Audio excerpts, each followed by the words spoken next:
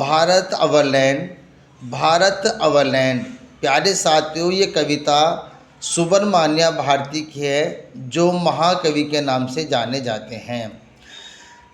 इस कविता को शुरू करते हैं और लाइन टू लाइन आपको समझाने की कोशिश करते हैं। The mighty Himvant is ours, there is no equal anywhere on earth.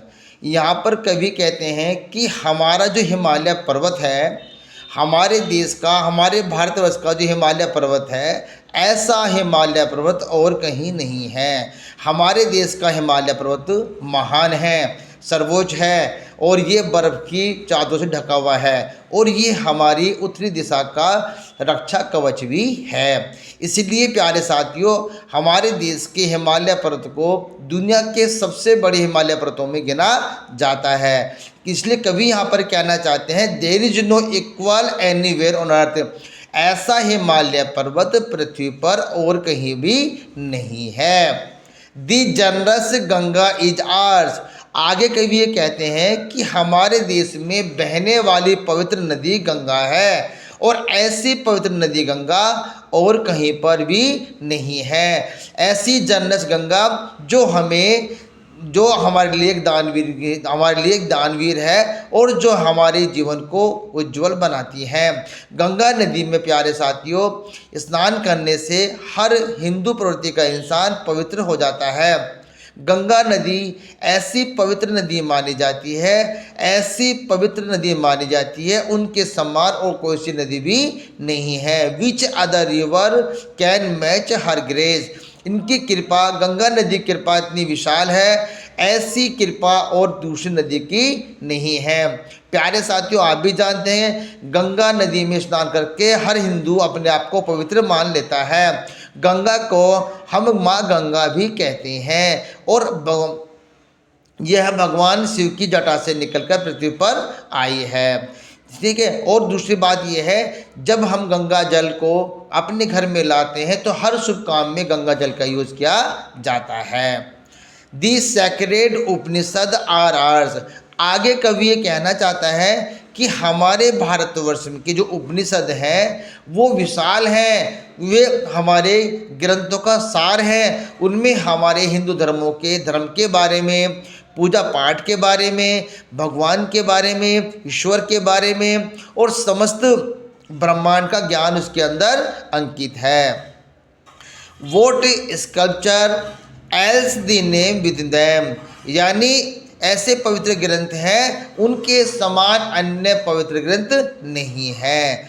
This Sunny golden land is hours, आगे कवि ये कहना चाहते हैं कि हमारे देश की, हमारे भारतवर्ष की भूमि गोल्डन सुनहरी रंग की है, क्योंकि प्यारे साथियों, जब हमारे भारतवर्ष में फसलें पक जाती हैं तो हमारे चारों तरफ हरियाली तो नज़र नहीं आती, लेकिन फसल पकने पर चारों तरफ गोल्डन कलर के, सुनहरे कलर की चादर बिछ जाती है। सी इज पियरलेस लेट्स प्रेज हर, और ऐसी पवित्र भूमि और कहीं नहीं है। आओ हम इस बेमिसाल पवित्र भूमि की प्रशंसा करते हैं, भारतवर्ष की प्रशंसा करते हैं, यहाँ की संस्कृति, यहाँ की सभ्यता की प्रशंसा करते हैं।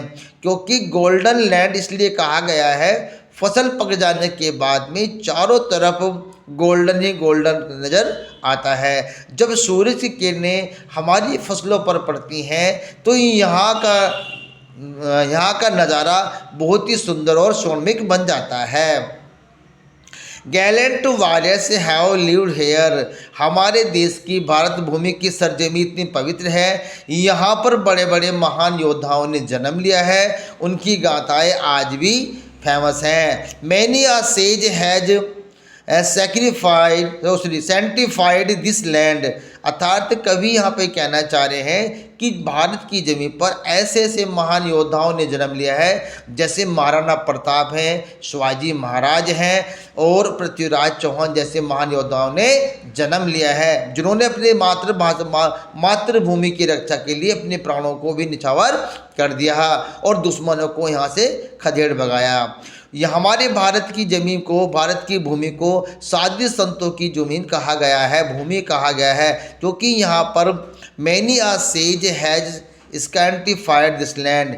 यहाँ पर बड़े बड़े साधु संत आए हैं, उन्होंने अपने उपदेश दिए हैं और भारत की इस पवित्र भूमि को सुंदर बनाया है। उनके ज्ञान से आज भी भारत का कण कण उज्ज्वल है। The dynasty music has been heard. यहाँ पर भारत की संस्कृति, भारत की सभ्यता और भारत की सरजमी पर पवित्र संगीत को सुना जा सकता है। उस पवित्र संगीत को जिसे माँ खुद, माँ सरस्वती माँ अपनी वीणा से बजाती हैं। Here and here all auspicious things are found.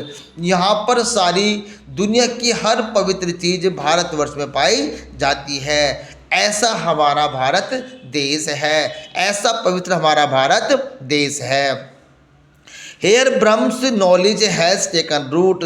यहाँ पर ब्रह्म ज्ञान की जड़ें दूर दूर तक फैली हैं। साथियों, पुराने ज़माने में ज्ञान प्राप्त करने के लिए सभी लोग, सभी बच्चे, सभी राजकुमार, सभी राजाओं के बच्चे बड़े बड़े आश्रम में महर्षियों के पास ज्ञान अर्जित करने जाते थे, जहाँ पर उन्हें ब्रह्म नॉलेज दी जाती थी। And the Buddha's preach his धर्म हेयर।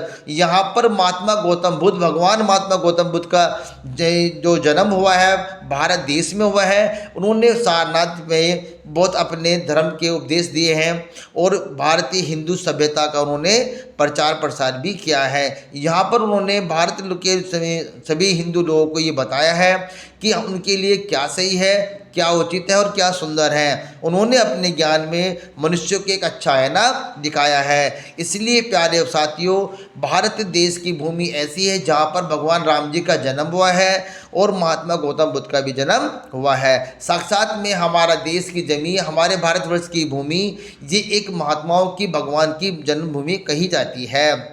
ऑफ होरी एंटिकिटी इज भारत। हमारा भारत प्राचीन काल से ही विशाल रहा है। सी इज पियरलेस लेट्स प्रेज हर।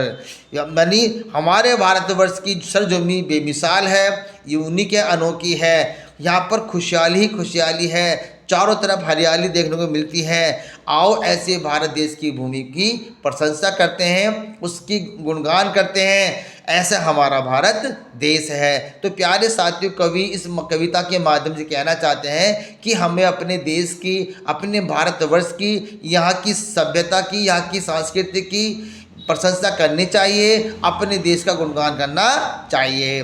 कुछ नीचे डिफिकल्ट वर्ड दिए गए हैं, इनको भी समझ लेते हैं। प्यारे साथियों, हिमवत का मतलब होता है एबोर्ड ऑफ स्नो, यानी विशाल काय हिमालय पर्वत के बारे में। उसको एक ही संस्कृत का वर्ड है हिम्मत। हिमालय पर्वत को संस्कृत भाषा में हिम्मत कहा गया है, जो कि इंग्लिश में इसका मीनिंग एबोर्ड ऑफ स्नो होता है। जनस का मतलब होता है उदार, यानी दानी, जिसे हम इंग्लिश में काइंडनेस कहते हैं। स्कल्पचर्स यानी धार्मिक ग्रंथ, बुक्स ऑफ रिलीजियस, जैसे रामायण, महाभारत, बाइबल, कुरान, ये सब क्या है? ये सब रिलीजियस बुक्स हैं। स्कैंटिफाइड किसी भी चीज़ को पवित्र बनाना, मेक समथिंग प्योर और होली। ऑस्पियस यानी सौभाग्यशाली, यानी मांगलिक, जिसको हम प्रोस्पेरियस भी कहते हैं। एंटिकिटी अति प्राचीन, जो सदियों से चला आ रहा है। तो पियरलेस हैविंग नो इक्वल, यानी बेमिसाल। पियरलेस का मतलब होता है बेमिसाल, यानी अनोखा, सबसे अच्छा, सबसे न्यारा। हमारा भारत देश प्यारा। तो प्यारे साथियों, आपको इस कविता के माध्यम से मैंने ये समझाने की कोशिश की है कि इस कविता में सुब्रमण्य भारती ने क्या आपको बताया है। हमारा भारत देश सदियों से ही विशाल रहा है। इसकी गाथा, इसकी सौम्य सुंदरता सबसे अनोखी है, यूनिक है। आज भी हमारा देश सोने की चिड़िया कहा जाता है। तो मैं समझता हूँ प्यारे साथियों, ये कविता आपके समझ में आई होगी। वीडियो आपको पसंद आई तो लाइक कर देना और चैनल को सब्सक्राइब कर देना है। तो मिलते हैं आपसे अगली वीडियो, तब तक के लिए गुड बाय, गुड लक।